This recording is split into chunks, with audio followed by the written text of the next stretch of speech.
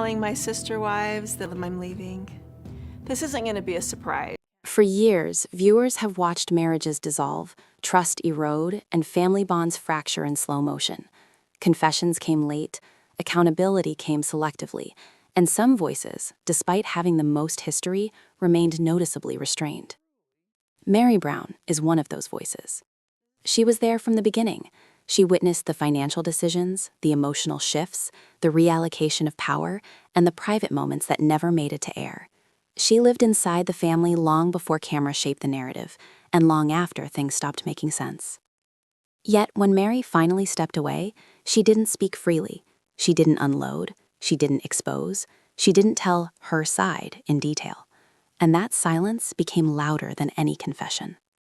Over time, fans began asking uncomfortable questions, not about feelings, but about why Meri's language stayed so careful even after the marriage was effectively over, why she avoided specifics, why she corrected herself mid-sentence, why she hinted at harm without naming causes. That pattern sparked a theory that refuses to die. Was Meri staying silent by choice or by condition? This is where the NDA conversation begins. Non-disclosure agreements are common in reality television. Networks use them, production companies require them, cast members sign them routinely. But NDAs don't always end when contracts do, and they don't always protect just the network. Sometimes NDAs protect people, and sometimes they protect narratives. Fans began noticing that Meri's restraint didn't soften with time, it hardened. Even when others spoke more openly, Meri stayed guarded. Even when she had nothing left to lose emotionally, she still avoided naming specific actions or decisions. That level of discipline doesn't come from healing alone, it comes from boundaries. Possibly legal ones. Viewers also noticed another pattern. Whenever narratives drifted outside Kody Brown's control, his reactions escalated quickly. Defensive language, emotional volatility, aggressive dismissals. Not the behavior of someone unconcerned, but of someone desperate to shut something down. Again, this is interpretation, not proof. But interpretation matters when patterns repeat. Robyn Brown's role complicates things further. Robyn has always been precise with language. She reframes, she contextualizes, she emphasizes intention over outcome. That doesn't make her guilty of anything, but it does suggest awareness of how stories land publicly. Awareness often precedes control. Fans began asking whether silence was being managed, not requested. Whether financial arrangements, property divisions, or private settlements came with expectations of discretion. Whether Meri's quiet exit wasn't about loyalty, but about leverage. Because silence is rarely free, especially when someone has decades of information. The word crimes began circulating online, not because of proven illegality, but because viewers sensed something deeper than emotional betrayal. They sensed systemic unfairness, financial imbalance, emotional coercion, narrative manipulation. In internet language, those become crimes, not legal ones, but moral ones. And moral exposure can be just as damaging as legal trouble. If Meri spoke openly, truly openly, it could challenge years of storytelling. It could raise questions about finances, power, and decision-making that were never fully explained. It could contradict public narratives that benefited certain people more than others. That possibility alone creates motive, not to threaten, not to punish, but to prevent. NDAs don't have to say, you can't speak. They often say, you can't speak specifically. They allow generalities, they allow emotion, they forbid details. And that's exactly how Meri speaks. General pain, no names, no actions, no timelines. Just enough truth to be felt, but not enough to be actionable. That's why fans don't believe her silence is accidental. They believe it's engineered. This theory doesn't claim Kody and Robyn committed crimes in a legal sense. It claims something more subtle, that they may have protected themselves from exposure, not prosecution. And in reality television, exposure is everything. To understand why viewers believe Meri's silence may be conditional, it's important to understand how NDAs actually function beyond television contracts. Non-disclosure agreements are often misunderstood. They're rarely dramatic documents that say, you may never speak again. Instead, they're narrow, precise, and strategic. They don't erase a person's voice, they shape it. And that distinction matters. In reality television families, NDAs don't just protect unaired footage or production secrets. They can be used to protect people from conflicting narratives, especially when relationships end and money, property, or reputation is involved. Silence in those cases isn't about loyalty, it's about containment. Viewers began drawing connections between Meri's life circumstances and the timing of her restraint. When Meri was most financially and emotionally vulnerable, her language was the most cautious. She didn't threaten, she didn't accuse, she didn't contradict. She stabilized. Stability often comes with conditions. When long-term relationships dissolve, settlements aren't always formal or public. They can involve agreements about property, shared income streams, or future participation in media. And those agreements almost always come with expectations of discretion. Not silence, discretion. That means no timelines, no receipts, no naming of behavior. Only emotion. Fans noticed that Meri's interviews followed this exact structure. She spoke about how she felt, not what happened. She described loneliness, exclusion, and confusion, but avoided specifics that could implicate decisions, finances, or authority. That pattern is textbook NDA behavior. It allows someone to process emotionally while protecting the other party from exposure. This is where Kody and Robyn's perceived motive enters the discussion. If Meri were to speak in detail, not emotionally but factually, it could challenge the long-standing narrative of how and why the family shifted. It could raise questions about money flow, asset control, and decision-making power that viewers were ever shown. Again, this isn't an accusation of illegality, it's a question of narrative control. Kody has always been reactive when control slips. His strongest emotional responses tend to appear when his authority or version of events is questioned. That doesn't prove guilt, but it does suggest sensitivity. Sensitivity often comes from risk. Robyn's role, according to fan interpretation, is less explosive and more strategic. She speaks carefully, she reframes outcomes as misunderstandings, she emphasizes intention rather than consequence. That kind of communication isn't random, it's protective. If NDAs exist, they don't need to be enforced publicly. Their power comes from consequence, financial, reputational, or relational. The risk of breaking them often outweighs the emotional relief of telling the full story. That's why silence persists even when anger fades. Viewers also point to what Meri doesn't do. She doesn't correct misinformation when it benefits others. She doesn't respond to accusations directly. She allows uncomfortable narratives to stand without challenge. That restraint suggests calculation, not fear. Calculation comes from knowing the cost of speaking. In families where power has been uneven, silence can be the last leverage someone has, and it's often traded for security. The idea that Meri owes silence in exchange for peace or stability resonates with viewers because it fits the pattern they've watched for years. This isn't about one document, it's about a system. A system where silence maintains balance, where speaking disrupts it, and where disruption has consequences. By the end of this phase, the theory becomes clear. Fans don't believe Meri is quiet because she has nothing to say. They believe she's quiet because she knows exactly how much she's allowed to say. Once viewers began believing Meri's silence was conditional, the next question followed naturally. What could Meri actually expose? Not in a sensational sense, but in a clarifying one. Fans aren't imagining hidden vaults or secret recordings.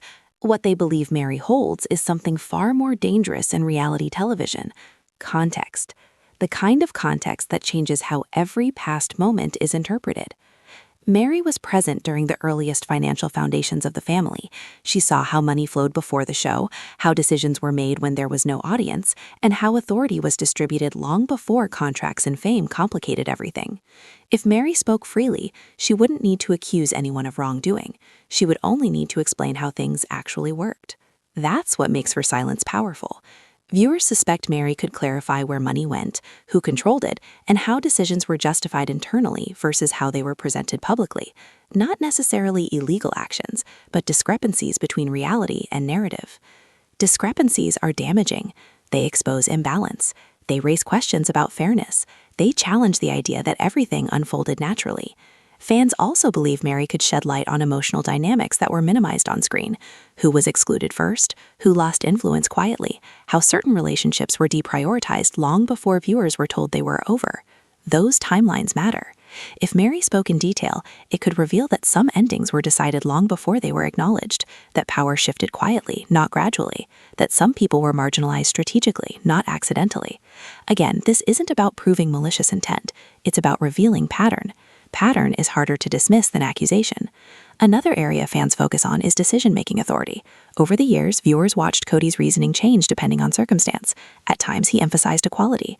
At others, obedience. At others, practicality. Meri likely knows when those explanations were genuine and when they were convenient. That knowledge alone can dismantle credibility. Fans don't believe Meri needs to expose a single explosive secret. They believe she could expose consistency where inconsistency was presented and strategy where spontaneity was claimed. That's why even the possibility of her speaking matters, because if the public understands that key decisions were made behind closed doors, with select input, it reframes the entire family story. It shifts responsibility, it redistributes sympathy, and that shift has consequences. Consequences for reputation, consequences for income, consequences for control. This is where the idea of blocking comes in, not as a literal gag order, but as containment, preventing clarity, limiting specificity, keeping narratives broad and emotional instead of factual and chronological. NDAs are perfect for this. They don't silence emotion, they silence detail, and detail is where accountability lives. Fans point to moments where Meri seems to stop herself mid-thought, where she chooses a softer word, where she redirects a question. Those moments feel practiced, not spontaneous. That practice suggests awareness of boundaries that may not be emotional at all. What makes this theory compelling isn't paranoia, it's restraint. If Meri were free to speak without consequence, viewers believe she would eventually do so, even cautiously. The fact that she hasn't, even years later, suggests the cost remains high, and cost implies condition. From a viewer's perspective, motive isn't about proving guilt, it's about understanding who benefits from silence.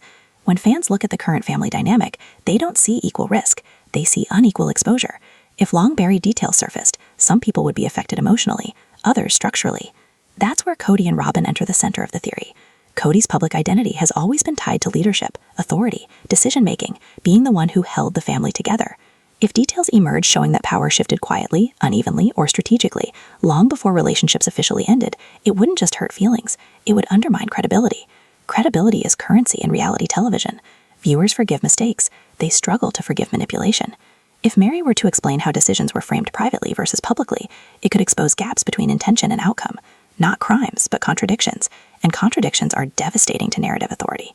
Robyn's perceived motive, according to fans, is different but equally strong. Robyn's public image is closely tied to innocence, misunderstanding, and emotional intention. She's often portrayed and portrays herself as someone who didn't ask for power but found herself blamed for it. If Meri spoke freely, she could complicate that image, not by attacking Robyn's character, but by clarifying sequence. Who was consulted first? Whose needs were prioritized early? How emotional labor and access shifted behind the scenes? Sequence matters, because sequence determines causation. If viewers learn that outcomes were decided quietly and then justified emotionally afterward, sympathy could shift rapidly. That shift wouldn't require accusation, only transparency. This is why fans believe motive exists, not to hide illegal behavior, but to protect legitimacy. Legitimacy is what allows people to say, this wasn't intentional, and be believed. It's what allows revision of history without backlash. Once legitimacy cracks, every explanation is questioned. NDAs are effective tools for protecting legitimacy because they limit who can tell the story and how. They don't need to be aggressive. They don't need to threaten. They only need to make the cost of speaking higher than the benefit. Fans also point to how narrative consistency has been enforced over time. When stories conflict, Kody often reacts strongly. When interpretations challenge the established narrative, they're dismissed emotionally rather than addressed factually. That pattern suggests sensitivity to reinterpretation. Sensitivity suggests vulnerability. Robyn's approach, according to viewer interpretation, is quieter. Rather than confronting challenges head-on, she reframes. She softens. She emphasizes intention. This strategy doesn't disprove criticism, it diffuses it. Diffusion works best when counter-narratives are vague. Meri speaking in detail would remove that vagueness. That's why fans believe controlling how much Meri can say matters more than controlling what she feels. Emotion can be dismissed as subjective. Details cannot. From a strategic standpoint, silence doesn't have to be absolute to be effective. It only has to prevent specificity. And that's exactly what viewers believe has happened. This theory isn't built on paranoia. It's built on observation, on years of careful language, on patterns of deflection, on restraint that feels maintained, not healed. By the end of this phase, the motive becomes clearer to fans. Protecting narrative continuity is safer than risking reinterpretation, because once the public understands how decisions were made, not just how they felt, control is lost permanently. Silence is often misunderstood as weakness, but in situations involving power, money, and narrative control, silence can be leverage. From a viewer's perspective, Meri's restraint isn't passive, it's controlled, and controlled silence changes the balance of power more than loud confrontation ever could. When someone knows the full story but chooses not to tell it, everyone else is forced to guess. Guessing creates anxiety. That anxiety is what fans believe gives Meri quiet influence, even while she appears disengaged. If Meri were irrelevant, her words wouldn't matter, her silence wouldn't be discussed. But the opposite is true. Every time she avoids a question, speculation intensifies. Every time she speaks vaguely, viewers lean in harder. Silence in this case keeps the story alive, and that makes it powerful. Fans argue that this is exactly why NDAs, if they exist, would be structured to limit detail rather than emotion. Emotion diffuses tension over time. Detail escalates it. Detail creates timelines. Timelines create accountability. Accountability creates consequence. By staying general, Meri avoids triggering those consequences for others and possibly for herself. But that doesn't mean she's powerless. In fact, her silence creates an unspoken stalemate. As long as she doesn't speak, others can maintain their version of events, but they can never fully disprove an alternative version either.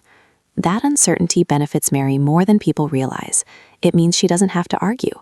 She doesn't have to defend. She doesn't have to expose. She only has to exist. Viewers believe this dynamic explains why Meri isn't pushed publicly to tell her truth. There's an unspoken understanding that pressing her could open doors no one wants opened. Silence becomes a mutual agreement, not necessarily friendly, but functional. This is where the idea of blocking exposure becomes more subtle. It isn't about threatening Meri into compliance. It's about making silence the safest option. If Meri were to break that silence, fans believe the consequences wouldn't be emotional backlash. They'd be structural. Legal review, financial disputes, public reinterpretation of years of footage. That's not a price most people pay lightly. At the same time, Meri's restraint protects her too. Speaking freely could make her vulnerable to counter-narratives, character attacks, or accusations of bitterness. Silence allows her to exit with dignity. Dignity is a form of control. This is why viewers don't see Meri as silenced in the traditional sense.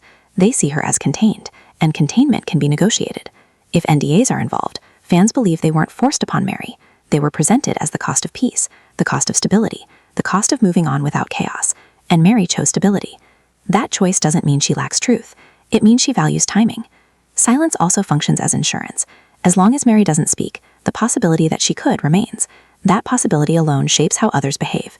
It keeps reactions cautious, language measured, narratives controlled. The moment Meri speaks in detail, that leverage disappears. So fans believe she's waiting. Not forever, just until the cost-benefit balance shifts. This is why the theory persists, because silence hasn't faded with time. It's been maintained with consistency, the kind that suggests agreement, not avoidance. If silence is leverage, then the obvious question becomes, what would make that leverage fail? Viewers who follow this theory don't believe Meri's restraint is permanent. They believe it's conditional, and conditions can change. Silence holds only as long as it serves everyone involved. For Meri, staying quiet appears to provide stability, financial independence, emotional distance from chaos, the ability to move forward without reopening wounds publicly. As long as those benefits outweigh the cost of speaking, silence makes sense. But leverage always has a breaking point. Fans speculate that the balance would shift if Meri's stability was threatened, if income streams changed, if public narratives turned against her unfairly, if others began telling versions of events that placed blame squarely on her. Silence protects until it doesn't. History shows that people who remain quiet longest often speak when their character is challenged, not when they're hurt. Pain can be endured. Reputation is harder to surrender. That's why viewers watch closely when new accusations surface or narratives evolve. They're not waiting for anger. They're watching for injustice, because injustice motivates disclosure. Another possible trigger is expiration. NDAs aren't always permanent. Some are time-limited. Some apply only to specific topics. Some dissolve when conditions change, such as contracts ending or assets being fully divided. Fans speculate that Meri's silence may be tied to timelines viewers don't see. If those timelines end, the restraint could end with them. There's also the emotional factor. Distance allows healing, but it also allows clarity. With time, people reinterpret what they endured. What once felt confusing begins to look patterned. What felt personal begins to look structural. Clarity creates courage. Not explosive courage, but deliberate courage. Viewers believe Meri is the type who would speak calmly, not dramatically. She wouldn't expose to shock. She would explain to correct. And that kind of explanation is far more powerful than accusation, which is exactly why silence may be preferred by others. Kody and Robyn, according to fan interpretation, benefit most from the status quo.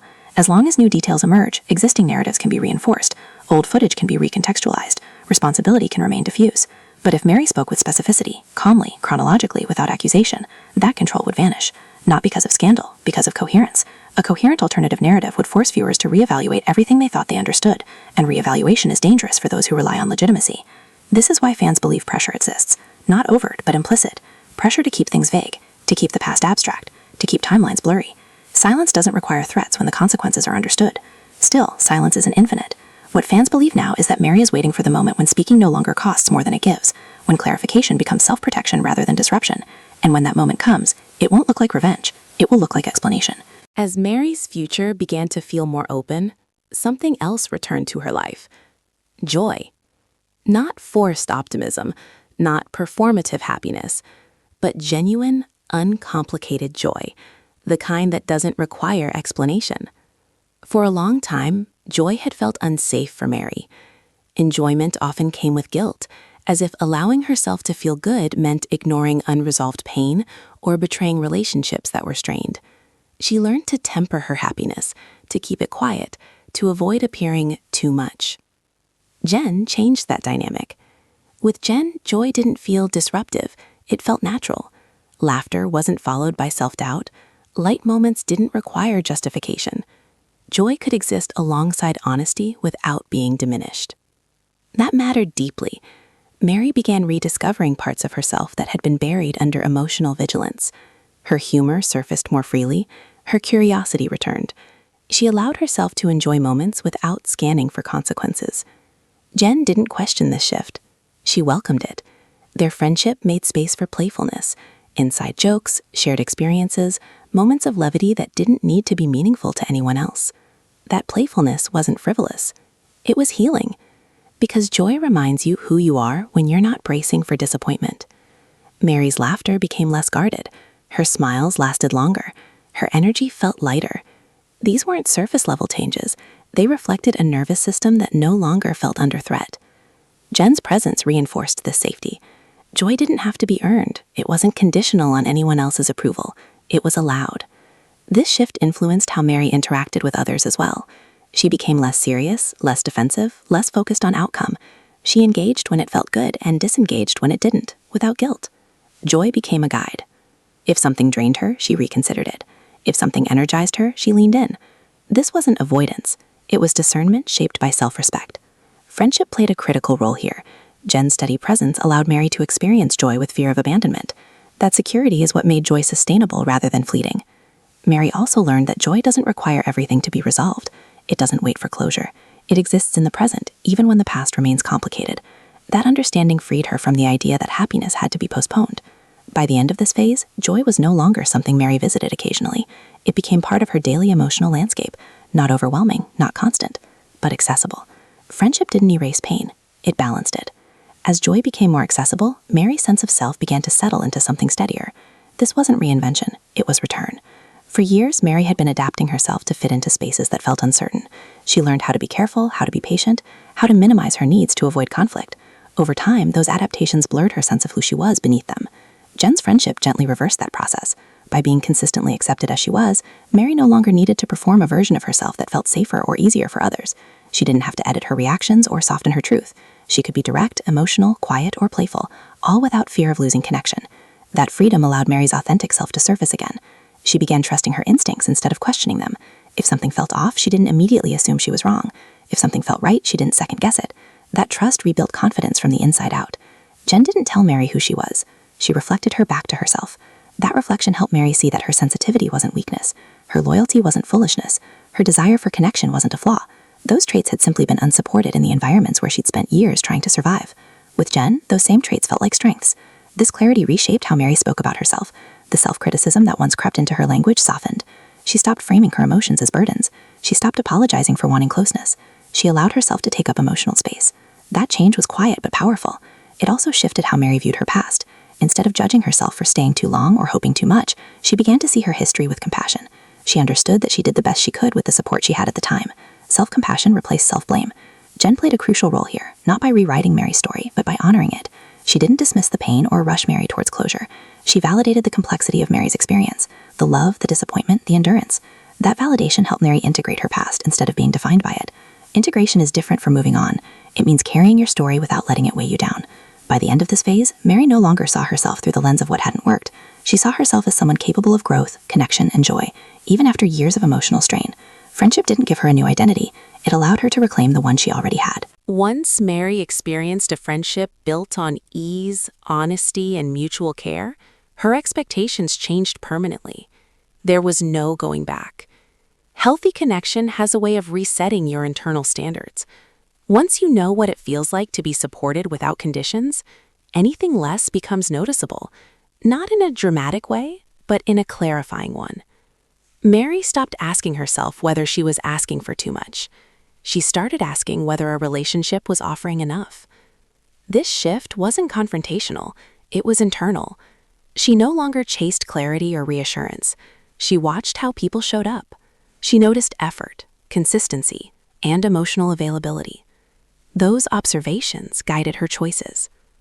Jen's friendship made this possible because it removed desperation from the equation. Meri no longer needed every relationship to meet all her emotional needs. She already had one safe place. That security allowed her to engage with others from choice rather than fear. Choice changes everything. Meri became more comfortable with selective closeness. She didn't feel compelled to maintain relationships out of history alone. She valued present behavior over past promises. That reorientation protected her emotional energy. She also stopped interpreting discomfort as something she needed to fix. If a dynamic felt unbalanced, she didn't immediately assume responsibility. She allowed distance to exist without panic. Distance became information. This approach didn't make Meri colder. It made her clearer. She could still be kind without being available on demand. She could still care without carrying emotional labor that wasn't reciprocated. She could still be open without being exposed. Jen modeled this balance simply by living it. Their friendship didn't require constant check-ins or emotional intensity to remain strong. It thrived on trust rather than reassurance. That model reshaped how Meri approached future relationships. She expected honesty. She expected consistency. She expected respect. And she no longer negotiated those expectations away. This didn't mean every relationship met those standards. It meant Meri was willing to adjust her involvement when they didn't. She understood now that walking back isn't failure, it's discernment. Friendship taught her that connection is supposed to add to your life, not drain it. By the end of this phase, Meri wasn't guarding herself. She was honoring herself. Her expectations weren't walls, they were filters, allowing what fit to remain and what didn't to fall away naturally. This clarity marked a turning point. Meri no longer measured relationships by longevity or obligation. She measured them by how she felt within them. Safe, seen, steady. By the end of this journey, it becomes clear that Meri and Jen's friendship was never about filling a gap. It was about showing what was possible. In a family dynamic shaped by obligation, hierarchy, and emotional imbalance, their friendship stood apart because it required none of those things. There were no roles to perform, no loyalty test to pass, no silence to endure in order to belong. It was chosen. And that choice made all the difference. For Meri, this friendship didn't erase the pain of the past. It didn't rewrite years of disappointment or longing. What it did was restore balance, emotional, personal, and internal. Jen didn't save Meri. She stood beside her. That distinction matters. Real support doesn't pull you forward or push you to change before you're ready. It stays. It listens. It allows you to arrive at clarity on your own terms. Through Jen, Meri learned that connection doesn't have to hurt to be real, that loyalty doesn't require endurance, that love, in any form, should feel safe, steady, and mutual. Those lessons reshaped how Meri lives. She no longer negotiates her worth. She no longer waits to be chosen. She no longer confuses familiarity with belonging. Friendship gave her something the family structure couldn't: perspective. It showed her that support can exist without conditions, that joy doesn't need permission, and that being seen is not something you have to earn. This is why viewers resonate with Meri and Jen. Their bond isn't dramatic. It isn't performative. It isn't complicated. It's healthy. And health stands out in an environment built on imbalance. Meri and Jen friendship goals isn't about perfection. It's about possibility. It's a reminder that chosen family can heal what traditional structures sometimes can't. That one consistent, honest connection can change how you see yourself and what you're willing to accept moving forward. In the end, this friendship didn't just help Meri survive a difficult chapter, it helped her move beyond it. And that's the real goal. Not to replace what was lost, but to build something better. Quietly, intentionally, and without apology. When viewers examine the silence surrounding Meri, their attention eventually settles on Robyn. Not because Robyn is seen as the loudest voice, but because she's the most controlled one. From a fan perspective, Robyn's role in maintaining the current balance isn't about confrontation or enforcement. It's about management, emotional, narrative, and relational management. Robyn has consistently positioned herself as someone who values peace, protection, and forward movement. She frames conflict as misunderstanding. She emphasizes intention over impact. She redirects blame towards circumstance rather than choice. That communication style is effective, especially when details remain vague. Fans believe this makes Robyn uniquely invested in Meri's silence, not out of malice, but out of preservation. Preservation of the present, preservation of family identity, preservation of a story that still works for her. Robyn rarely challenges Meri directly. Instead, she acknowledges pain while discouraging exploration of cause. She validates emotion without validating interpretation. This creates a dynamic where feelings are allowed, but conclusions are not. That's a powerful containment strategy. From a viewer standpoint, Robyn's careful language isn't accidental. It's adaptive. She understands that once specifics are introduced, timelines, decisions, sequences, emotional narratives lose control. Specifics demand accountability.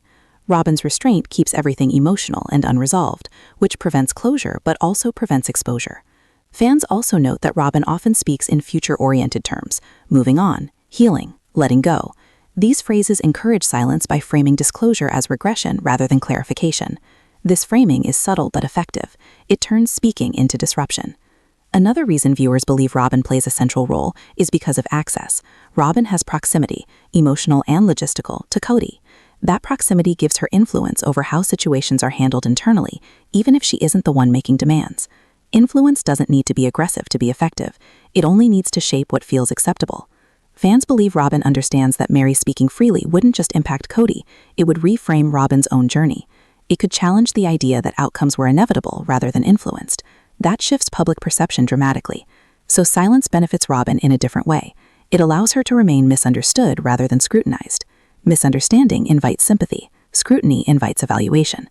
NDAs, if they exist, would serve Robyn's interests by keeping everything emotionally interpretive rather than factually testable, and that distinction is crucial.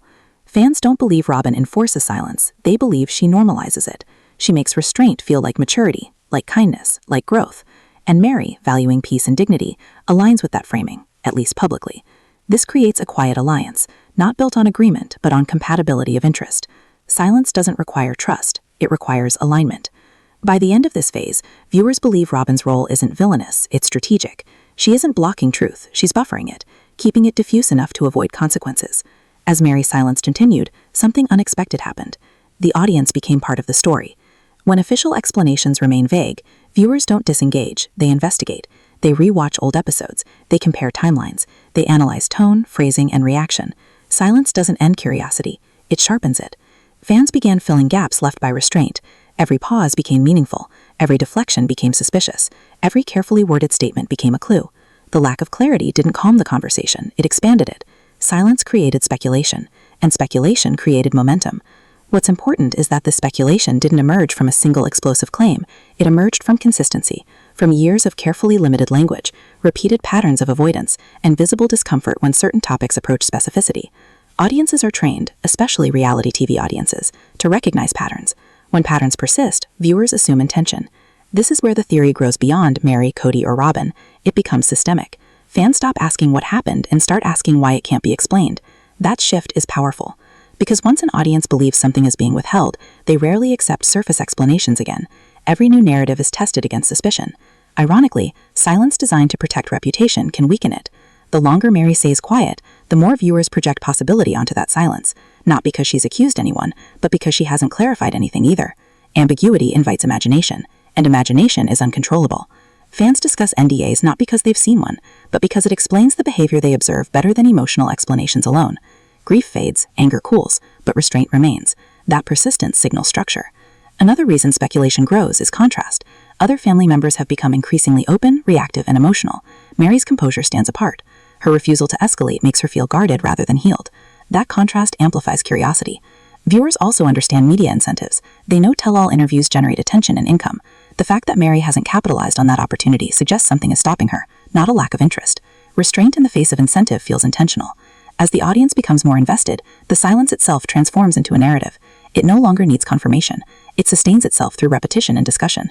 This puts pressure on everyone involved. Silence can protect individuals, but it can't control interpretation. In this phase, fans believe the strategy of containing has reached its limit. The longer nothing is clarified, the more extreme theories become. What began as curiosity turns into conviction. That's the risk of withholding detail. You don't stop the story. You lose control of it. As speculation grows, the balance that silence once maintained begins to shift. What once felt like protection starts to feel like risk.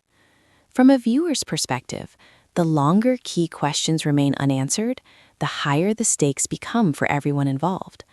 Silence no longer reads as maturity or discretion. It begins to read as avoidance. And avoidance changes how people judge credibility. Fans who once gave the benefit of the doubt now scrutinize tone, timing, and contradiction more aggressively. Old scenes are reinterpreted, statements are compared across seasons. What was once dismissed as confusion is now viewed as strategy. This is the danger point of prolonged restraint. When silence becomes too consistent, it stops looking natural. For Kody, this creates a growing problem. His reactions are no longer judged only on emotion, but on alignment with past statements. Each new explanation is measured against years of footage. The margin for reinterpretation shrinks. Defensiveness becomes evidence of insecurity, not necessarily wrongdoing, but vulnerability. And vulnerability invites pressure. Robyn faces a different kind of risk.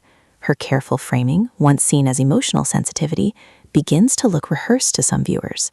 When intention is emphasized too often without detail, audiences start asking what detail would reveal. At that point, Silence stops protecting innocence. It invites doubt. Meanwhile, Meri's role shifts subtly. Her silence no longer positions her as distant. It positions her as central. The less she says, the more viewers believe she holds the missing piece. That belief gives her influence without action, but it also creates expectation. Viewers begin waiting, not for an outburst, but for a clarification. They imagine what a calm, factual account would sound like. They project honesty onto her restraint. That projection is powerful. If Meri ever speaks with detail, even modestly, it would carry enormous weight, because it would break a long-standing pattern. It would signal a shift from containment to disclosure. This possibility changes the stakes for everyone else. Silence once kept the system stable. Now it keeps it fragile. From a strategic standpoint, this is the point where silence must evolve. Either it becomes selective honesty, controlled clarification, or it collapses under its own ambiguity. Fans believe this is why narrative shifts have begun subtly. Explanations become more general, language becomes more defensive, the story tightens instead of opening. That tightening signals pressure. Pressure doesn't mean guilt, it means exposure risk. At this stage, the theory is no longer about NDAs alone. It's about whether silence is still serving its purpose, whether the cost of withholding clarity now outweighs the cost of offering it. Because once the audience believes something is hidden, every future explanation is filtered through that belief. Silence stops being neutral. It becomes a statement. By this point, the question is no longer whether silence exists. It's what that silence has accomplished and what it has cost. From the audience's perspective, Meri's restraint has reshaped the entire narrative. What began as a quiet, careful exit evolved into the most scrutinized absence of detail in the story. Silence didn't close the book. It kept every chapter open. For Kody and Robyn, silence initially functioned as insulation. It allowed existing narratives to hold. It prevented contradiction. It avoided relitigation of decisions made years earlier. In the short term, it preserved stability. But stability built on ambiguity doesn't last forever.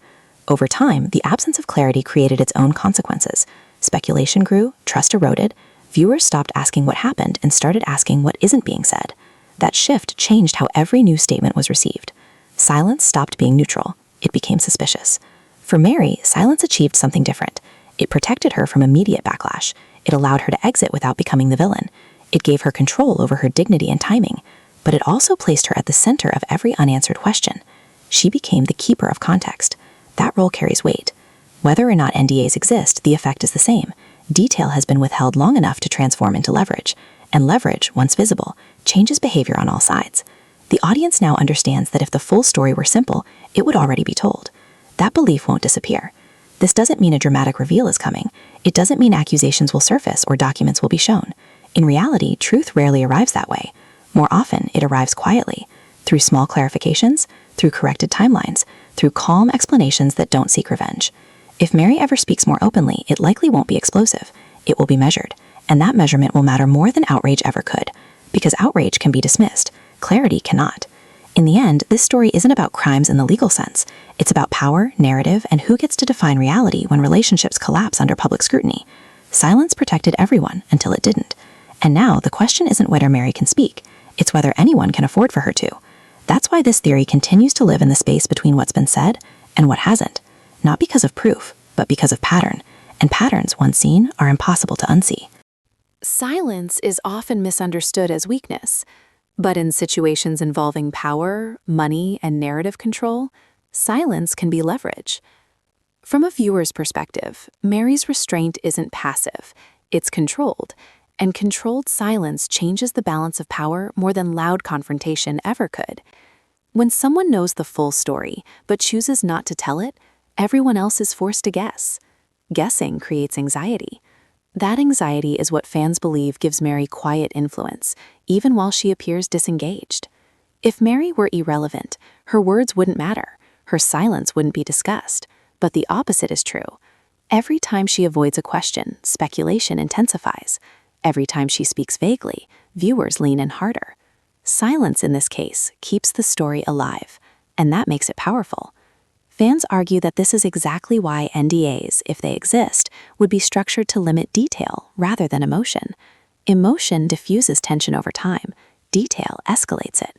Detail creates timelines. Timelines create accountability. Accountability creates consequence. By staying general, Meri avoids triggering those consequences, for others and possibly for herself. But that doesn't mean she's powerless. In fact, her silence creates an unspoken stalemate. As long as she doesn't speak, others can maintain their version of events, but they can never fully disprove an alternative version either.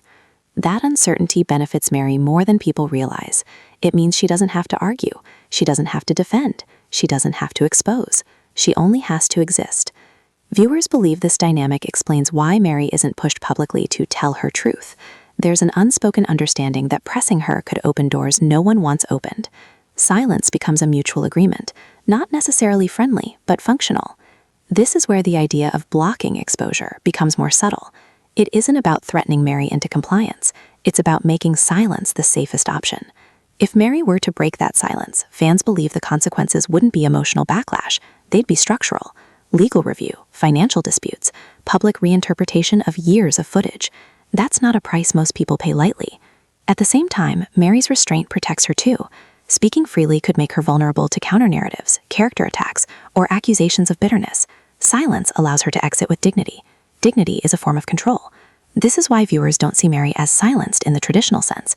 They see her as contained, and containment can be negotiated. If NDAs are involved, fans believe they weren't forced upon Meri. They were presented as the cost of peace, the cost of stability, the cost of moving on without chaos, and Meri chose stability. That choice doesn't mean she lacks truth. It means she values timing. Silence also functions as insurance. As long as Meri doesn't speak, the possibility that she could remains. That possibility alone shapes how others behave. It keeps reactions cautious, language measured, narratives controlled. The moment Meri speaks in detail, that leverage disappears. So fans believe she's waiting. Not forever, just until the cost-benefit balance shifts. This is why the theory persists, because silence hasn't faded with time. It's been maintained with consistency, the kind that suggests agreement, not avoidance. If silence is leverage, then the obvious question becomes, what would make that leverage fail? Viewers who follow this theory don't believe Meri's restraint is permanent. They believe it's conditional, and conditions can change. Silence holds only as long as it serves everyone involved. For Meri, staying quiet appears to provide stability, financial independence, emotional distance from chaos, the ability to move forward without reopening wounds publicly. As long as those benefits outweigh the cost of speaking, silence makes sense. But leverage always has a breaking point. Fans speculate that the balance would shift if Meri's stability was threatened, if income streams changed, if public narratives turned against her unfairly, if others began telling versions of events that placed blame squarely on her. Silence protects until it doesn't. History shows that people who remain quiet longest often speak when their character is challenged, not when they're hurt. Pain can be endured. Reputation is harder to surrender. That's why viewers watch closely when new accusations surface or narratives evolve. They're not waiting for anger. They're watching for injustice, because injustice motivates disclosure. Another possible trigger is expiration. NDAs aren't always permanent. Some are time-limited. Some apply only to specific topics. Some dissolve when conditions change, such as contracts ending or assets being fully divided. Fans speculate that Meri's silence may be tied to timelines viewers don't see. If those timelines end, the restraint could end with them. There's also the emotional factor. Distance allows healing, but it also allows clarity. With time, people reinterpret what they endured. What once felt confusing begins to look patterned. What felt personal begins to look structural. Clarity creates courage. Not explosive courage, but deliberate courage. Viewers believe Meri is the type who would speak calmly, not dramatically. She wouldn't expose to shock. She would explain to correct. And that kind of explanation is far more powerful than accusation, which is exactly why silence may be preferred by others. Kody and Robyn, according to fan interpretation, benefit most from the status quo. As long as new details emerge, existing narratives can be reinforced, old footage can be recontextualized, responsibility can remain diffuse. But if Meri spoke with specificity, calmly, chronologically, without accusation, that control would vanish. Not because of scandal, because of coherence. A coherent alternative narrative would force viewers to reevaluate everything they thought they understood, and reevaluation is dangerous for those who rely on legitimacy. This is why fans believe pressure exists. Not overt, but implicit. Pressure to keep things vague, to keep the past abstract, to keep timelines blurry. Silence doesn't require threats when the consequences are understood. Still, silence isn't infinite. What fans believe now is that Meri is waiting for the moment when speaking no longer costs more than it gives, when clarification becomes self-protection rather than disruption. And when that moment comes, it won't look like revenge. It will look like explanation.